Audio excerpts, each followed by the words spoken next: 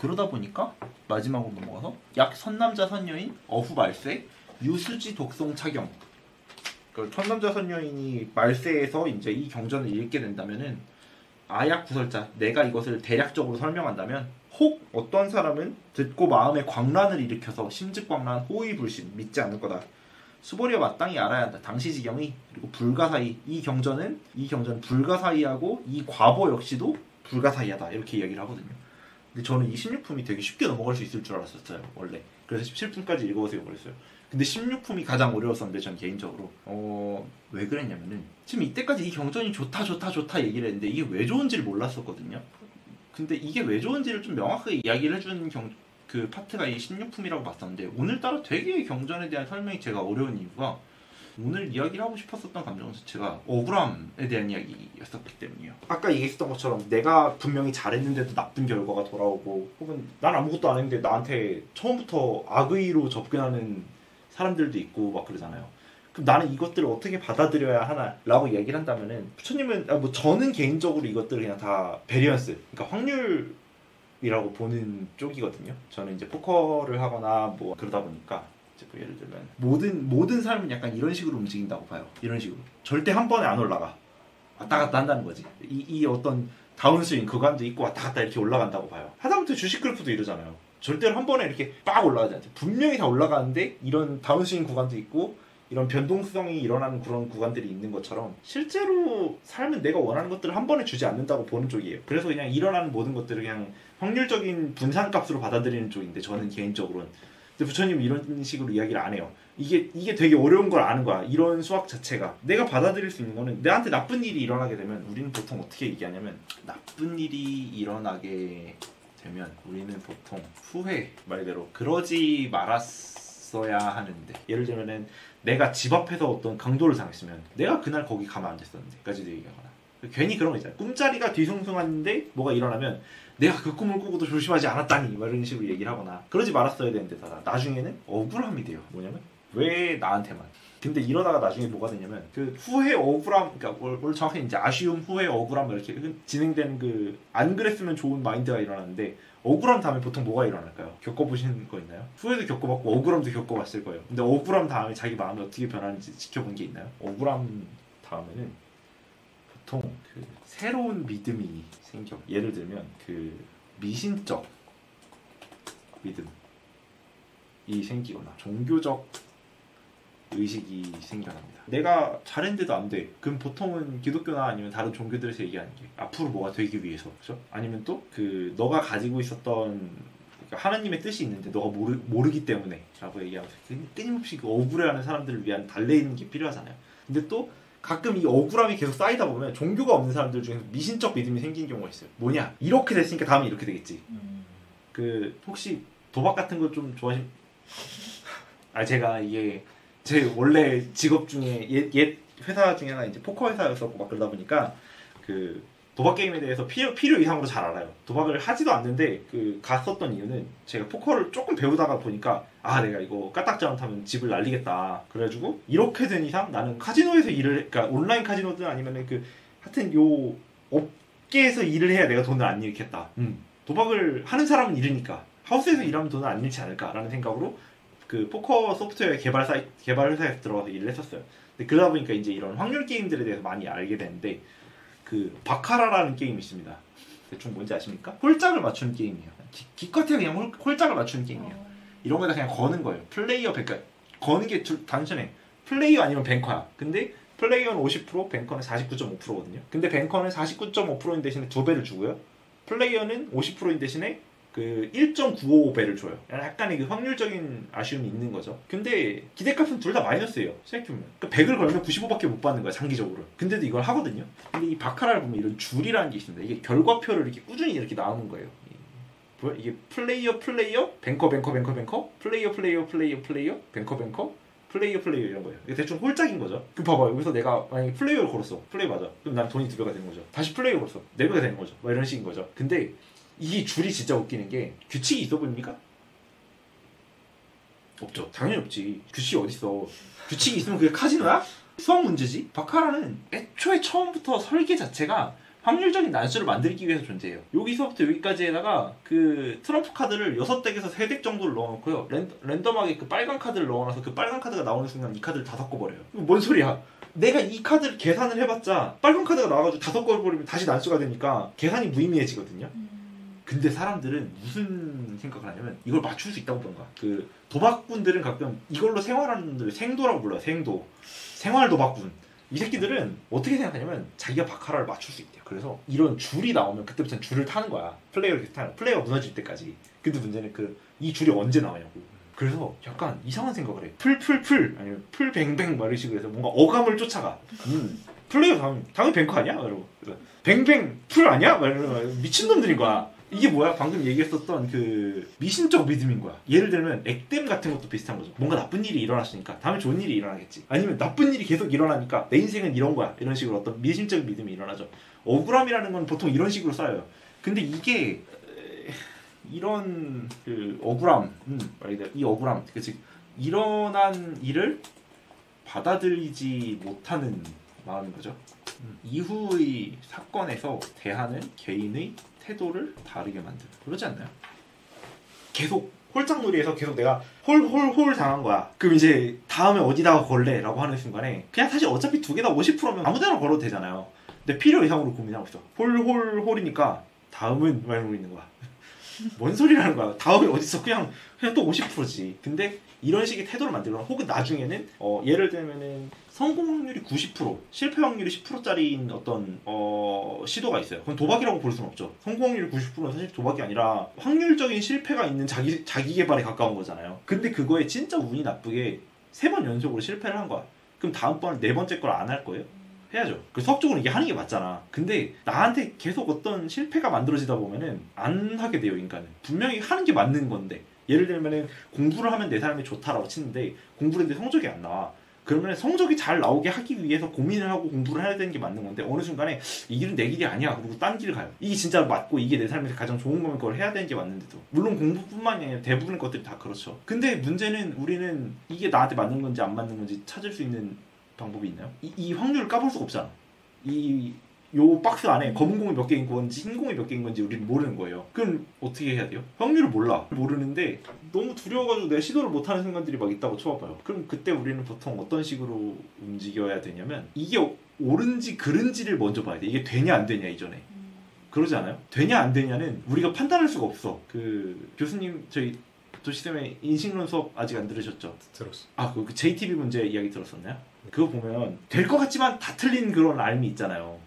제가 이제 그쪽 아래에서 지도교수 받아서 하고 있는데 될 것 같지만 다 틀린 것들을 보면은 그냥 내가 이 전체 확률을 모르기 때문에 일어나는 거죠. 이 전체 집합 내에 여기에 영향을 줄 수 있는 게 뭐가 더 있는데 내가 몰랐었던 거잖아요.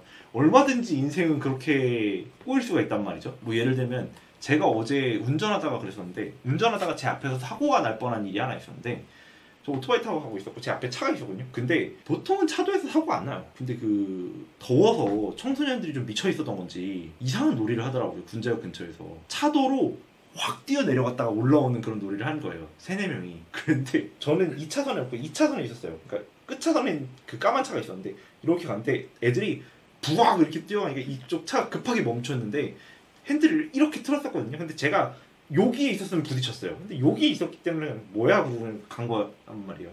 근데 그거 보면서 그러니까 누군가 한 명 어제 초상을 치를 뻔했어요. 애들이든 차 운전자든 저든 어제 누군가 셋 중에 하나는 죽을 뻔했는데 안 죽은 거야. 근데 그런 것들 보고서 야씨 진짜 인생 알 수가 없구나. 그런 내 인생에 내가 죽을 어떤 확률적 고려에 그런 사고는 없었거든요. 신호를 무시하는 버스에 받친다.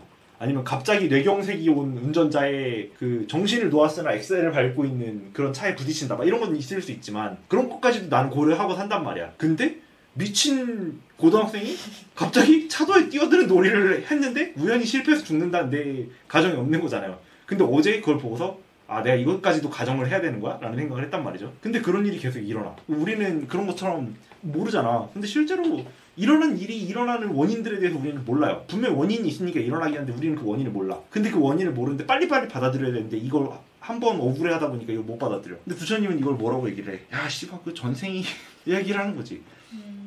저는 이게 나름대로 한 2500년 전의 설득 방식이라고 보는데요. 수학을 얘기할 수도 없고 뭐 양자역학을 얘기할 수도 없고 아무것도 이야기할 수가 없는 시점에 우리가 이야기할 수 있는 가장 좋은 거는 기존에 있는 세계관을 빌어서 이 사람들에게 이 억울함의 현상을 납득시키는 거라고 봐요. 지금 중요한 건 그래서 이게 다 비유인데 이 비유의 목적 자체가 무엇에 있냐면 부처님의 비유 전체의 목적은 억울함을 가지지 않게 하는 게 아닌가 했습니다. 그러니까 인생에 억울해하지 좀 마라 라는 문장 같단 말이죠. 왜냐면은 저 억울함이 무엇으로 이루어지냐면은 나중에는 내가 당연히 해야 될 것들, 그러니까 말 그대로 이게 이득을 보냐 손해를 보냐를 떠나서 올바른 일인데도 불구하고 내가 손해를 볼까봐 우리는 안 할 때가 있어요. 제가 학부 졸업 논문을 되게 재밌는 걸 썼었는데 딱 이런 비슷한 걸 썼는데 도덕적 행위가 기대값을 0 또는 음수로 가지는가에 대한 이야기를 썼었거든요. 포커 이론 관련돼서 쓰면서. 근데 저는 개인적으로 실제로 아닐 수도 있음에 대한 이야기를 해봤었던 건데 부처님은 그걸 거꾸로 그거 씨발 억울하지 좀 말고 그냥 모르면 해라. 다 그 네 전생 탓이다 이렇게 얘기를 하는 거야. 근데 저는 이게 아주 잘 설득된 어떤 고리가 있을 경우에 우리가 이걸 억울함을 덜어낼 수 있으면은 우리는 무슨 이야기를 하게 되냐면 일어나는 비극들에 대해 억울해하지 않게 되면 우리는 우리가 마땅히 해야 할 바른 일들, 우리에게 도움이 되는 일들을 하는데 주저하지 않게 되는 거죠. 필요한 일들이 있어요. 예를 들면 남들을 도와야 되는 일들도 있고요. 남들한테 마땅히 베풀어야 되는 일들도 있고요. 근데 그런 일들을 할 때마다 나한테 들어온 어떤 비극들이 너무 무서운 거야. 그래서 어씨 하면 이렇게 되는 거 아니야? 하면 뭐 되는 거 아니야? 나한테 손해 보는 거 아니야? 막 이렇게 살고 있었는데 그거에 대해서 만약에 손해를 보더라도 그거는 너가 전생에서 무슨 일이 있었으니까 그런 거겠지. 그냥 잘 참고 살다 보면 안욕 따라 삼맥삼보리를 얻어 이렇게 얘기를 하는 거야. 이제 거기서 우리가 받아들여야 될 거는 오케이 이런 프로세스구나를 이해하는 게 아니라 이 사람이 지금 이걸 말하려고 하는구나에 대해서만 주목을 해보자 였었던 거예요. 근데 그렇게 되면은 이 뒤에 얘기하는 불가사의한 과보에 대해서도 이해할 수가 있게 돼요. 뭐냐면 저는 이 과보가 만들어진 이유는 첫째로는 지금 여기서 뭐가 바뀌죠? 이 이야기를 쭉 하게 되면 딱 하나가 바뀌어요. 사람 마음이 바뀌어요. 그러니까 세상은 안 바뀌어. 세상은 불합리한 일이 계속 일어나는 공간이야. 그런데 지금 이 능정업부 장군에서 쭉 이야기하는 바대로 억울한 일이 일어났었을 때 내 마인드가 그냥 이 억울한 일이 뭐 예를 들면은 내가 뭘 잘못해서 그래. 그러니까 내가 현생에서 뭘 잘못해서 그래 라고 얘기를 하면 어차피 따질 수 없어. 내가 뭘 잘못했는데 내가 뭐 억울하면 어제 나왔어야 되나? 막 이런 거잖아. 근데 그런 게 아니라 내가 오케이 이해할 수 없는 어떤 업보가 있었고 그리고 이걸로 지금 이게 씻기고 있어 라고 생각을 하게 된다면 나는 앞으로 이 일들을 하는 데 있어서 주저함이 별로 없게 돼 라는 거죠. 그럼 내가 해야 될 어떤 일들 앞에서 내가 가지고 있는 마인드셋만 바뀌는 걸로 내가 이걸 계속할 수 있게 되거나 아니면 하지 말아야 될 일을 안 하게 되거나 하는, 결과적으로는 세상은 아무것도 안 바뀌는데 나만 바뀌는 거야. 그렇게 된다면은 되게 특이한 게 이 16품 전체에서 행위를 하는 행위자의 마음 하나를 바꾸는데 주력을 하고 있는데, 근데 그 마음 하나를 바꾸는 걸로 만들어지는 결과가 불가사의한 과거라는 거예요. 그 생각을 딱 하나 바꾸니까 나는 이전에 안 했었던 일들을 할 수 있게 되거나 아니면은 이전에 하는데 되게 괴로웠었던 일들이나 아니면 계속 반복해야 되지만 오랫동안 버티기 어려웠었던 일들이 계속 지나간다면은 사실상 요거 하나가 되게 어려운 거 아니냐라는 이야기인 거죠. 왜냐면은 앞부분에서 이 1품에서도 보고 이 쭉쭉쭉 이야기를 하다 보면은 수보리가 제일 먼저 막 이야기를 하는 게 선남자 선여인이 안욕따라 삼맥삼보리를 쫓아가기 위한 그런 마음을 내고 싶은데 솔직히 잘 안 되지 않습니까? 그런 마음을 어떻게 먹어야 할까요? 그러지 않으려고 하는 마음을 어떻게 항복시켜야 할까요? 라고 물어봐요. 예를 들면 뭐 교회에서도 뭐 자잘한 그 계율들이 있죠. 그 집 말하지 말고 뭐 하지 말고 다 하잖아요. 지키기가 진짜 어렵잖아요. 근데 알면서도 어려운데 그걸 어떻게 해야 그거를 꾸준히 지켜나갈 수 있고 어떻게 해야 거짓말 하고 싶은 이 마음을 항복시킬 수 있죠? 라고 물어보는 그런 게 있어요. 앞부분에 선현계청분에서 나오는 얘기인데 거기서 이제 부처님이 얘기를 했었던 게 네가 지금 방금 물어본 것처럼 잘 마음을 멈추면 되지 않느냐 인 건데, 그거보다 조금 더 나간 거야. 근데 그렇게 했는데 맨날 저한테 스트레스가 와요. 맨날 저한테 억울한 일이 생겨요. 근데 그러면 어떻게 하죠? 그거 다 전생의 업이다. 그렇게 얘기를 해서 계속 이걸 진행을 시키니까 어떻게 되냐? 하지 않으려고 했었던 어떤 수행에 대한 것들이 다시 돌아가게 되고, 하지 않으려고 했었던 공덕이 다시 만들어지고, 내가 그만두고 싶었었던 것들 혹은 내가 올바르지만 나한테 힘들어서 안 하려고 했었던 것들이 다시 이어진다면은 사실 그거 하나를 바꿀 수 있는 게 계속 우리가 금강경에서 앞부분부터 쭉 이어서 얘기를 하는 거는 어떻게 마음을 먹을 수 있는가 인 건데, 그 마음을 먹는 걸 이야기를 해준 거예요. 방금 저 해석 하나로. 물론 저 해석이 완벽하게 되진 않겠지만 그래도 저 해석으로라도 도움을 받을 수 있는 사람들한테는 이건 되게 불가사의한 과보인 거죠. 요 경전에서 계속 다루고 있는 내용은. 그래서 저는 이거를 어떤 실질적인 윤회가 있는 것에 대한 이야기를 하거나 아니면 실질적인 환생에 대한 이야기를 하는 그런 방식이 아니라 나도 이렇게까지 개고생해서 부처 타이틀 단 거고 내가 잘나서 단 게 아니라 내가 이렇게 과거에 있어서 단 거고 내가 지금 이 현생에서 살면서 사람들한테 공양을 잔뜩 받아도 잘 이렇게 하고 사람들한테 존경을 받고 하는 건 이런 것들 때문인데 너가 똑같은 걸 배워도 너 삶이 이렇게 피지 않는 거는 그냥 너가 전생에 그런 게 있었고 열심히 죄를 씻고 있는 거라고 받아들이자인 거지. 근데 그런 걸로 바꿨을 때 그렇게 바뀐 마음이 우리한테 줄 수 있는 거는 매우 큰 불가사의한 과보다라고 얘기를 하는 거죠. 그래서 이 경전이 가지고 있는 게 되게 어렵대. 이걸 내가 말해봤자 사람들 마음속에는 야 그거 사이비 아니냐? 미친 사람 아니냐? 못 믿겠는데? 라고 얘기를 한다는 거죠. 보십시오. 우리 스터디에 오명, 응? 우리 스터디를 하면 지금 우리 스터디에 걱정거리가 하나 있는데요. 되게 오래된 걱정거리인데요.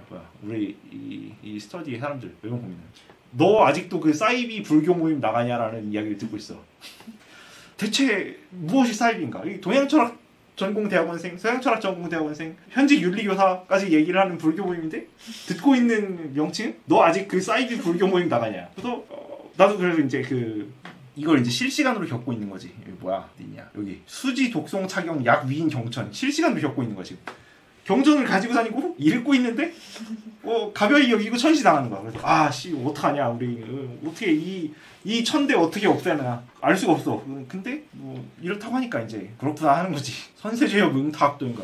내가 전생이 뭐가 많았나 보구나 하고 넘어가자 하는 거지. 근데 이렇게라도 생각해서라도 이 뗏목의 비유를 써서라도 지금 해야 될 걸 빨리빨리 하고 그냥 이대로 넘어가는 게 훨씬 더 좋다라고 이야기를 하는 것 같아요. 저는 그래서 이 16품이 이 16품 전체의 메시지가 삶에 있어서 그렇게까지 억울해하지 않았으면 좋겠다라는 말로 들리고 있었거든요. 수행을 하는 사람들 입장에서는 혹은 잘 살아보려고 노력하는 사람들 입장에서는 내 원하는 대로 안 되는 말들이 엄청나게 많이 일어나는데 그거를 자꾸만 억울해하고 하나하나 다 꼬치꼬치 따지고 그러다 보면 아무것도 안 되는데 근데 그거를 부처님 입장에서는 야 억울해하지 않고 그냥 그거를 받아들이고 꾸준히 하면 정말 많은 게 바뀌어라고 얘기를 하니까 사람들 입장에서 이렇게 얘기를 하는 거지. 말이 되냐? 못 믿겠다. 사람들은 아무리 얘기해줘봤자 이걸 못 알아들을 거다라고 얘기를 하는 거지. 그러다 보니까 우리들 입장에서는 그냥 그런가 보다 하고 넘어가서 내 삶이 긍정적으로 바뀌는 건데 바뀌지 않았었던 사람들 입장에서는 혹은 한 번도 이런 것들을 내가 마음을 조금 바꿔가지고 오케이 그냥 뭐 그런가 보다 그냥 난 내 할 일 해야지 어쩌겠어라고 받아들여서 넘어갔었던 그런 삶이 한 번도 오지 않았었던 사람들 입장에서는 이게 말이 안 되는 거고 혹은 불가사의한 무언가다라고 얘기를 한다라고 보여져요. 그래서 되게 이 파트가 참 좋았었는데 거의 대부분의 파트에서 우리는 이런 해석들을 뽑아낼 때마다 참 좋은데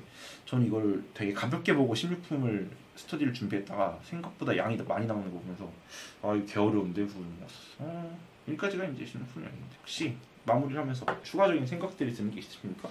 이거 준비 개 어려웠다. 역대 가장 어려웠음.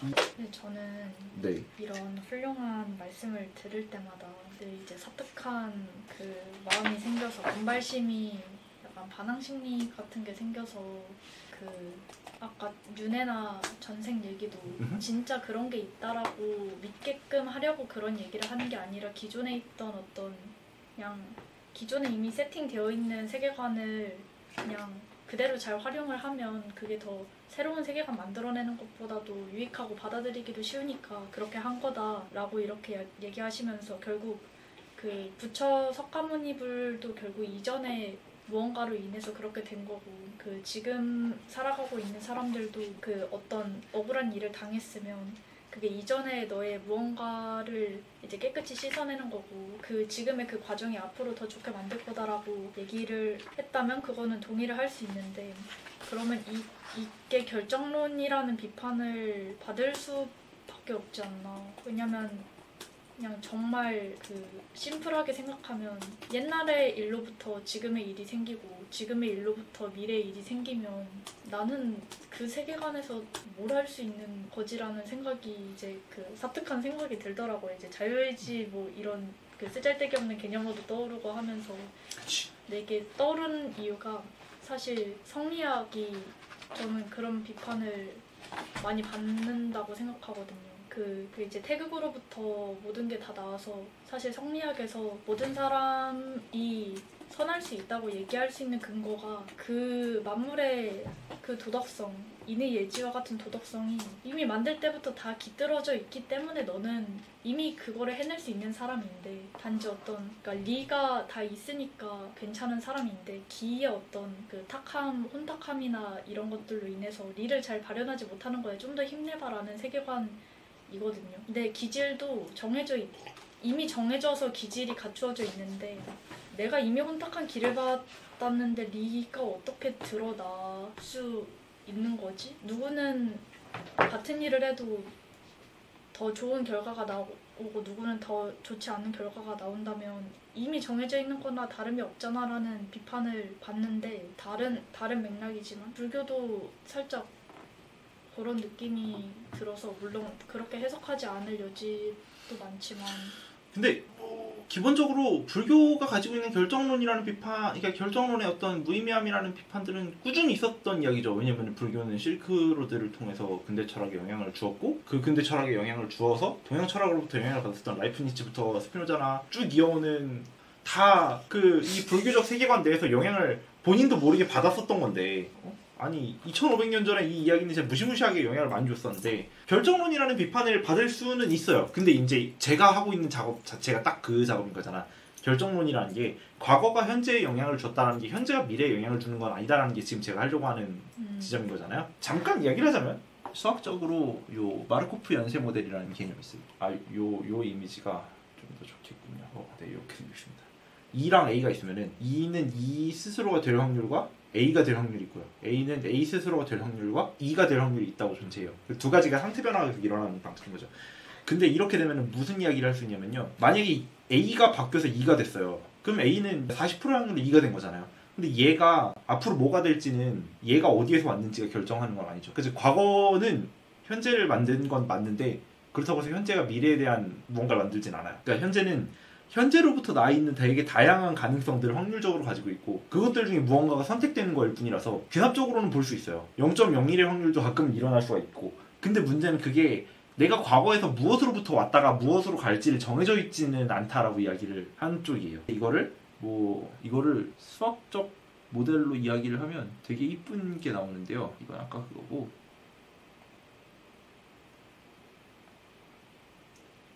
여기 있다. 이게 뭐냐면 요 식인데요. 과거가 현재까지 준 영향이랑 현재가 지금부터 미래에 줄 영향이 수학적으로 동치돼요. 그리고 이게 계속 쌓이는 걸 추가적으로 얘기를 하는 리워드 프로세스나 이런 것들로 가면은 이게 반복되면 반복될수록 귀납적으로 앞으로 일어날 일이 영향을 받기는 해요. 예를 들면은 이게 더 많이 일어나다 보면 이게 0.8이 되고 이게 0.9가 될 수는 있는데 이게 없어지진 않아요. 0이 되진 않아요. 기본적으로 확률이라는 거는 0은 아니니까 나아갈 수 있는 통로라는 건 항상 여러 가지가 있으니까. 그래서 이 이야기들로 제가 지금 하고 있는 작업 자체가 딱 방금 저기의 연장선인 건데요. 결정론이라는 비판을 받을 수가 있는 건 맞는데 과거가 현재에다가 영향을 주고 현재를 만든 건 맞는데 그렇다고 해서 현재 여기서 선택할 수 있는 거는 여전히 우리한테 자유가 있다 쪽이거든요. 근데 물론 이거를 증명하기 위해서 제가 약간 이상한 짓을 하고 있는데 그런 이야기들로 비슷하게 하고 있는데 결정론이라는 비판을 받을 수밖에 없어요. 맞아. 근데 제 생각 어느 정도 비판을 받는 이유가 타당한데 불교에 대해선 여전히 인간의 자유로운 의지가 존재한다 이상 우리는 인과의 흐름에서 벗어나 더 좋은 선택을 할 수 있음을 말하곤 한다고 봄. 개인 주제도 이쪽이긴 불교 말고 약간 생각해보면은 불교에서는 이거를 약간 이게 디폴트 상태라고 얘기를 하는 거죠. 내가 이때까지 살아왔었던 순간이 앞으로 살아가게 될 순간인 게 어쩔 수 없다. 이걸 인과하고 디폴트라고 얘기를 하는데 이걸 깨닫고 이러지 않으려고 노력하는 것들이 어떻게 보자면 보살도나 아니면 수행에 대한 관점인 거고 그리고 그 과정에서 완전히 이 흐름으로부터 말하자면 살아왔으니까 이렇게 살아가게 된 이 흐름으로부터 탈퇴하게 되는 이 과정을 이제 해탈이라고 이야기를 하는 거긴 하죠. 그러니까 어떻게 보자면 되게 어려운 거예요. 저 체인 자체를 일어날 수 없는 방식으로 끊고 나가는 거를 해탈이나 아니면 열반이라고 얘기를 하는 거니까요. 이 이야기는 사실 1편부터 쭉 왔었다면 좀 더 쉽게 이야기할 수 있을 텐데 갑자기 중간에서 이야기를 하다 보니까 앞에 이야기들을 막 자르고서 제가 오늘 지금 제 상황은 앞에 이야기했었던 것들을 이야기하지 않은 상태에서 이 이야기를 해야 되기 때문에 어디서부터 얘기해야 되지? 뭐 약간 중간중간 따와서 이야기를 하고 있는 건데 아무튼 뭐 그러고 있습니다. 혹시 뭐 다른 이야기 있습니까? 오늘 그 준비하는 과정에서 억울함 이야기를 했었을 때 안 억울했을까? 그런 억울함 앞에서 어떻게 느낄까? 사실 오늘 이제 왔으니까 제일 물어보고 싶은 건 그랬어요.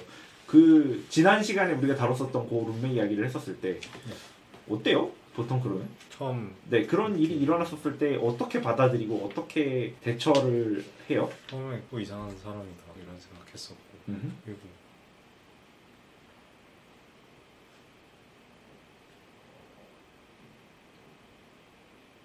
어쨌든 제가 그동안 해왔던 방식을 그대로 그냥 취할 뿐이었었던 것 같아요. 그 화가 나거나 그러진 않나요? 사실 화는 잘 안 나는데 그래? 집에서 담배를 피는데 화가 안 나? 담배 피시나요? 아 그런가? 그래서 그런 건가? 그것도 영향이 없다고 만약에 내가 담배를 안 피다 보니까 이 새끼가? 뭐 이렇게 되지 않을까 싶어서. 근데 담배가 본인이 담배를 피는 거랑 간접 흡연을 하는 거는 좀 많이 다르지 않나요? 모르겠어. 그러니까 나는 이제 일단은 담배도 안 피지만 아주 잠깐 손댔을 때 집에서는 절대로 안 폈기 때문에 그 집 공간에 그 냄새가 배이는 게 너무 끔찍해갖고 그래서 신기하다 싶었었거든요. 근데 뭐가 됐든 간에 내가 원하는 대로 안 돌아가고 내가 원하는 대로 돌아가기 위해서 내가 나름대로 선의를 다함에도 불구하고 안 돌아오고 막 이런 경험들이었었잖아요. 그러다 보니까 딱 오늘 이야기를 할 때 이런 억울함에 대한 이야기들을 되게 많이 다뤄보지 않을까 싶었었는데 왜냐면 실제로 저만 이렇게 생각한 게 아니라 그 도올의 금강경 강의 가끔 제 부교재로 쓰고 있는 도올의 금강경 강의에서도 16분에서 이야기를 하는 개념을 억울함이라고 다뤄요. 정확하게. 내 도덕 의지를 실천하고 산다고 해도 그러한 삶이 나에게 불행을 가져오는 상황. 현실적으로 우리가 얼마든지 경험할 수 있는 괴리고 이 문제로 인해서 우리의 모든 진짜 큰 따옴표로 억울함이라고 써 있어요. 여기서도 이 억울함에 대한 개념을 다룬다라고 이야기를 하는 거죠. 어떻게 이겨내는가? 저는 생각해보면 저는 비슷하게 이겨내요. 항상 이상한 클라이언트가 오고 아니면은 이상한 코칭을 하게 되고 아니면은 했는데 안 돌아오는 코칭을 하게 되고 막 그럴 때마다 그냥 오케이 내가 업보가 많다. 네, 내가 업보가 많다. 내가 씻겨 나가고 있다 이렇게 믿고 있거든요. 가끔씩. 그렇게 안 하면 못 견딜 것 같은. 그러니까 그래도 그냥 해야 되는 일이 이게 내 직업이니까 어쩔 수 없지. 나는 그리고 심지어 이 일을 얼마든지 안 할 수 있었는데 굳이 이 일을 선택한 거야. 퇴사까지 해가면서 이 일을 해버린 거야. 그러다 보니까 그치. 내가 선택한 거 정도면 이미 이건 업인 거야. 이제는 나는 이걸 다 때려치우고 포커회사에 남아있을 수도 있고 이걸 여전히 안 하면서 교육회사에 있을 수도 있고 막 그랬었는데 굳이 다 때려치우고 나와가지고 코칭하고 있고 굳이 다 때려치우고 나와가지고 대학원 가 있는 거야. 그럼 이제 전생에 업이 많군 하고 넘어가는 거지. 근데 되게 억울함을 달래는 게 진짜 어려운 것 같다는 생각은 해요. 개인적인 왜냐면은 저 억울함을 못 이겨서 대부분 코칭을 하는 사람들이 힘들어요. 자꾸만 이제 왜 나한테만 이런 일이 왜 저 새끼는 나한테 갑자기. 근데 되게 특이한 거는 그 마음을 하나 바꾸는 것만으로도 진짜 삶이 많이 바뀌는 거를 코칭하면서 많이 느끼거든요. 예를 들면은 대부분 코칭에서의 문제는 뭐냐면 나를 되게 특별하지 않게 생각하는데 내 문제는 되게 특별하게 생각해요. 그 뭐냐면은 코칭을 하다 보면 개인이 정말 특별한 존재라는 것들에 대한 이야기를 해요. 이 사람이 이런 생각을 할 수밖에 없는 이유가 있고 이 사람이 이런 삶을 살 수밖에 없었던 어떤 그 스토리는 그 사람의 삶이기 때문에만 존재할 수 있는 거잖아요. 그래서 똑같은 선택을 해도 내가 생각해서 만들어 놓은 이유랑 이 사람이 만들어 놓은 이유가 달라서 서로가 완전히 다 다른 개별적인 존재들이거든요. 근데 이 사람들이 되게 특별한 거랑 별개로 이 사람들은 무슨 생각을 하냐면은 자기는 별로 안 특별한 것처럼 얘기를 해요. 근데 자기 문제가 특별한 것처럼 얘기를 해요. 뭐냐면은 내 문제는 너무 특별하고 내 문제는 너무 이상해서 남들이 도와줄 수가 없고 이거 약간 비극의 주인공 놀이를 하는 거야. 영원히 고통받는 무언가처럼. 근데 실제로는요. 개인은 진짜 특별한데 문제는 안 특별해요. 뭐냐면 내 문제는 한 100만 명 정도가 똑같이 고민을 해요. 뭐 내가 내 어떤 어딘가가 아파요. 그러면 저는 이제 이쪽 눈이 안 보이거든요. 왼쪽 눈이. 그래서 지금 이제 빛을 가리고 있는 렌즈를 쓰고 있는데 근데 이게 보이면 어지러워질 때가 있어요. 근데 세상에는 이쪽 눈이 안 보이는 사람이 대충 한 몇천만 명은 있어요. 비슷한 증상을 겪고 있는 사람들도 있을 거고요.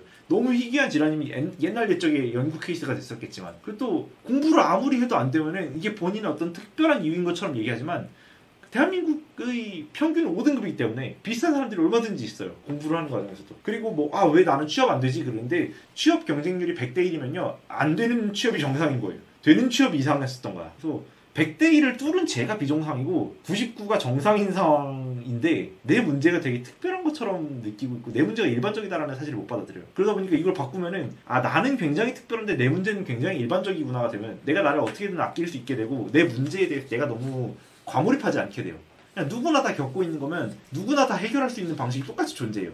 뭐냐면은 취업이 안 될 경우에는 그냥 취업하는 그 확률을 뚫을 수 있을 때까지 버틸 수 있는 돈을 꾸준히 내가 벌 수 있는 일들을 하고 내가 거기서 조금이라도 경쟁을 가질 수 있도록 그 계속 확률을 늘려나가는 방식밖에 없어요. 언젠가 나한테 기회가 올 때까지는. 뭐 어떻게 내가 100분의 1짜리 가차를 뽑겠다는데. 근데 그거를 억울함이 계속 쌓이다 보면 인간은 완전히 정반대로 생각을 해요. 나는 진짜 아무것도 아니고 내 문제는 진짜 너무 특별해서.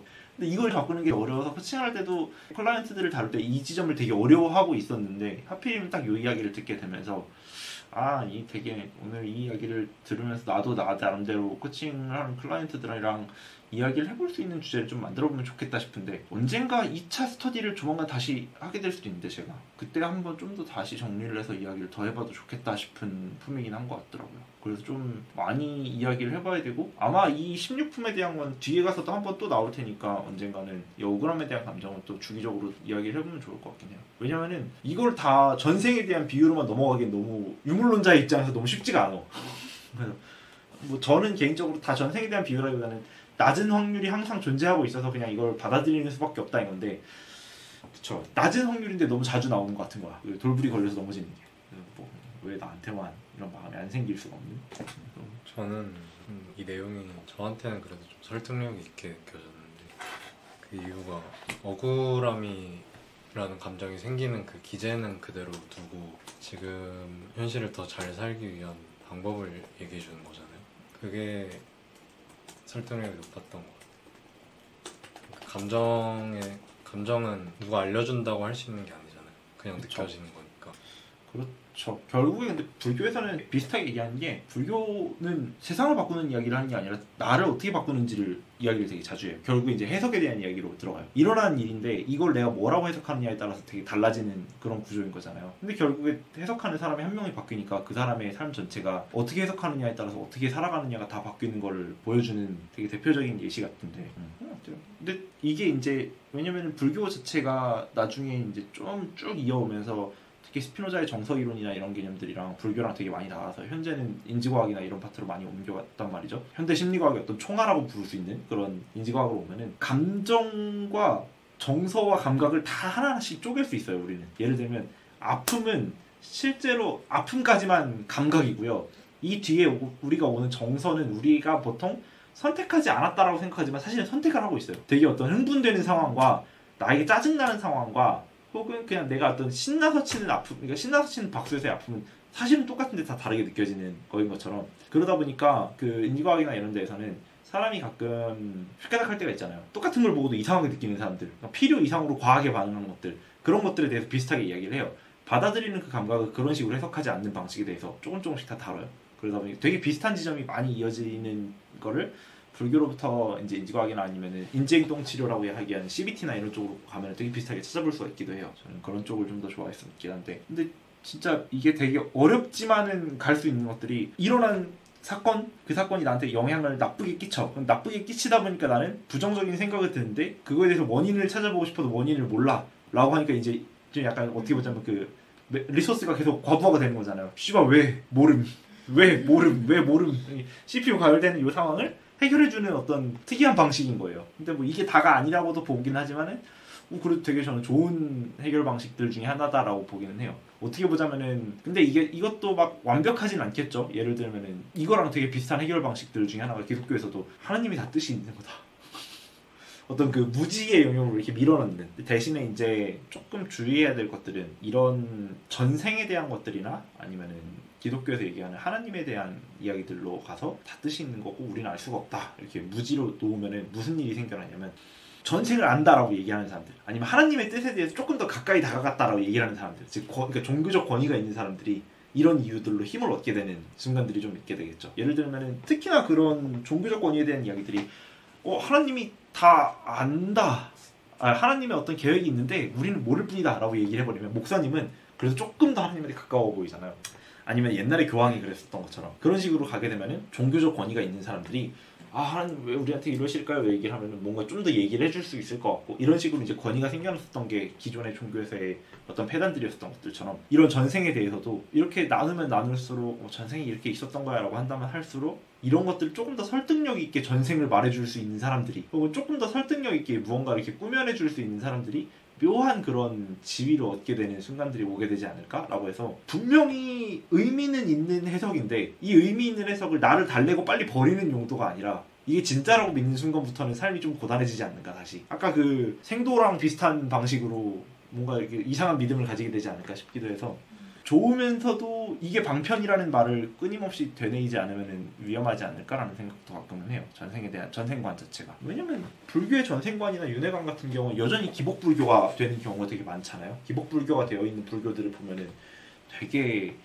열심히 했으니까 뭐가 따라오게 해주세요라는 그런 마음들이 끊임없이 있기도 하고요. 아직도 사실 결국에 불교는 어떤 미래를 바꿀 수 있는 이야기가 아니라 내가 어떻게 받아들이는지에 대한 이야기를 하고자 한다고 저는 보는데 근데 유튜브에 금강경 독송 막 아니면 반야심경 독송 이런 거 치잖아요. 그럼 아래에 이제 그 뭐 소원 성취 기도 같은 거 막 줄줄줄줄줄 써 있어요. 좀 진짜 짠한 그런 것들 써 있어요. 저희 아버지 아픈데 뭐 낫게 해주시고. 근데 씨발 그런 거 하라고 있는 게 아니야. 그냥 그 상황을 빨리 받아들이라고 있는 건데 어느 순간에 그거를 이렇게 하면 뭐가 되겠지라고 하는 믿음이 생겨버리기도 하는 게 저는 이런 기복에 대한 믿음이 잘못 생기면 그쪽으로도 간다라고 보기도 해요. 그래 어렵습니다. 그래서 나는 분명 전생의 업장을 해결한다는 비유는 일견 설득력을 가지지만 여기에만 의존하다 보면 삶이 또 다른 방향으로 꼬이는 경우도 있다고 본 약간 이런 뜻입니다. 보통 그래서 저희는 이런 식으로 스터디를 해요. 저도 나름대로 준비를 해오고 각자 다 읽어오는데 좀 열심히 읽어오면 제 이야기가 좀 줄어들고 많이 얘기를 하고 이거 이외에도 뭐 대장경본을 같이 보거나 막 그런 식으로 같이 해서 하는데 그 학회랑은 좀 다른 것 같아요 분위기가. 그래서 약간 법회에 가까워요. 이제 약간 인정해야 돼. 법회에 가까워. 자 부처님이 뭐라고 했을까 하면서 나 요새 이런 일이 있는데 이건 어떻게 해석해야 될까 약간 이러고 있거든요. 저희 대부분의 모든 스터디가 다 이러고 있어요. 그래서